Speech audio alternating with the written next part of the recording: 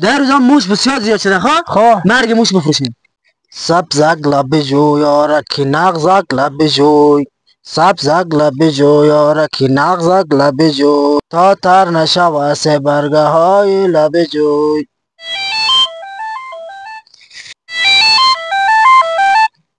هی بله ها سلام آقا جور بخیر. بکاری بیا پیشم بیا پیشم بیا گرانگت چیه بیا عرق نکن کار بار نمیه بکارم بیا جایی کار نمیفهمی خدا داده کاره بیا سبزک لب جو یارکی نغزک لب جوی، تا تر نشود سه برگه های لب جوی. بیا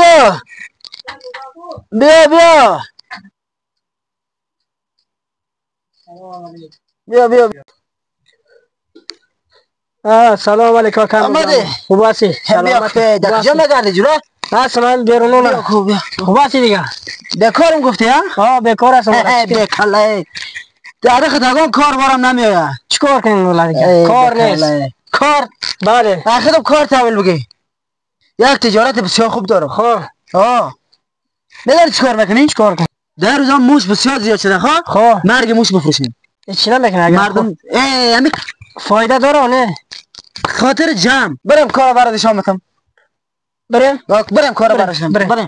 بریم خدمت که داره غم نداری. بریم رفتیم. کا آماده کردی؟ بله آماده گرفتی؟ بله مرگ موش خریدی؟ بله گرفتم. بیا کار برات شامتم بیا. پول پیدا کردن است بفهم.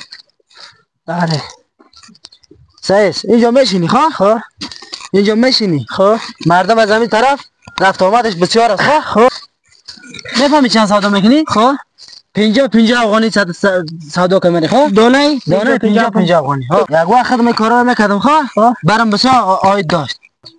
هر مشکلی که شد زنگ بزن چی بگم رفتم من. بریم از خدا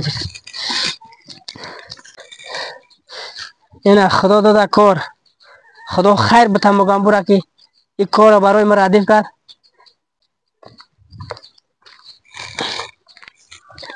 اکا چی داری؟ خوبی؟ نه مرگ موش؟ بله موش هم میکشه؟ بله میکشه. زمانتی؟ چند؟ اینای پاکتی 50 افغانی. 50 افغانی؟ بله مطمئنی میکشه بله موشه؟ مطمئنم. نه اکی نکشه بود؟ میکشه؟ بله میکشه. زنده باشی.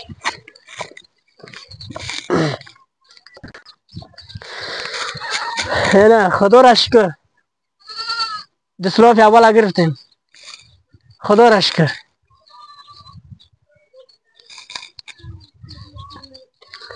سلام اکا کیا اینو؟ مرگ موشه. چندی اینو؟ اینو 100 افغانی پاکتی. موشم بچند؟ بله مطمئنی؟ بله مطمئنم. زمانت بته 100 بیتا زنده باشی. ایرا گول زدم او را 50 روپیه دادم میره 100 افغانی.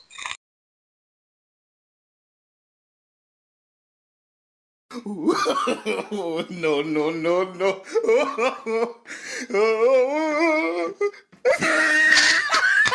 اکا بله تو گفتی جی موشه میکشه نکشت بگی دوای موشته یه سوال میزنم خچه بیاولی.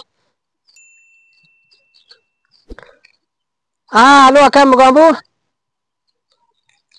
مگامبو بینا را اینجا بیا زود باشین.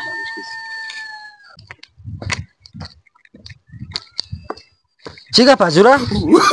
چی گپ است؟ نگه چی گپ است برادر چی گپ است؟